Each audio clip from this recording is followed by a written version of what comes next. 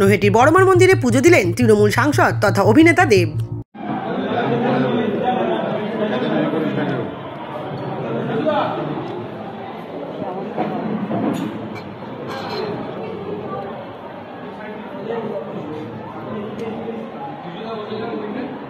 আগামী 20 ডিসেম্বর মুক্তি পেতে চলেছে দেবের খাদান ছবি। ছবির প্রচারের জন্য যান লড়িয়ে দিচ্ছেন গোটা খাদান টিম।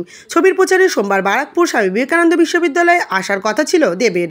স্বামী বিবেকানন্দ বিশ্ববিদ্যালয়ে যাওয়ার আগে এদিন দুপুরে নৈহাটির বড়মার মন্দিরে পুজো দিলেন ঘাটালের তৃণমূল সাংসদ তথা অভিনেতা দীপক অধিকারী ওরফে দেব। বড়মার আশীর্বাদ নিয়ে তিনি সোজা রওনা দেন বারাকপুর স্বামী বিবেকানন্দ বিশ্ববিদ্যালয়ের উদ্দেশ্যে। সেখানে তিনি খাদান ছবির প্রচার সারেন। যদিও বড়মার মন্দির থেকে বেরিয়ে দেব সংবাদ মাধ্যমের কাছে কিছুই বলতে চাননি, তবে পুজো দিয়ে তিনি ভক্তদের উদ্দেশ্যে হাত নাড়েন। এদিন দেবের সঙ্গে ছিলেন অভিনেতা যিশু সেনগুপ্ত সহ খাদান ছবির অভিনেতা অভিনেত্রীরা।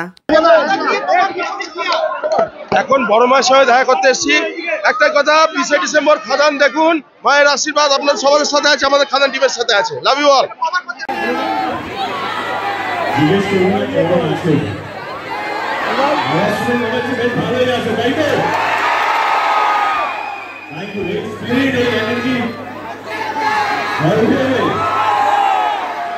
তোমাদের কলেজে আমার সেকেন্ড ভিজিট।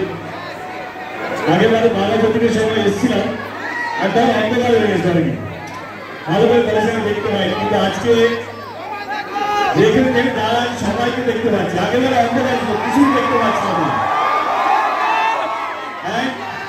আমি আজকে শান্তনকে বলেছিলাম যে আমি দিনের বেলা যেতে চাই, সবকটা মুখ দেখতে চাই, সেই এক্সাইটমেন্টটা দেখতে চাই, সেই হাসিটা দেখতে চাই,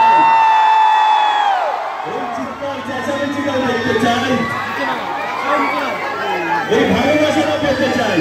খুব বেশি সিনেমা নিয়ে আলোচনা করা যায় না, কিন্তু আমার কোথাও যেন মনে হয় ক্রিসমাস এমন একটা উৎসব যেখানে মানুষ পড়াশোনার সঙ্গে সঙ্গে সিনেমাও দেখে, কৃষ্ণ করতে যায়।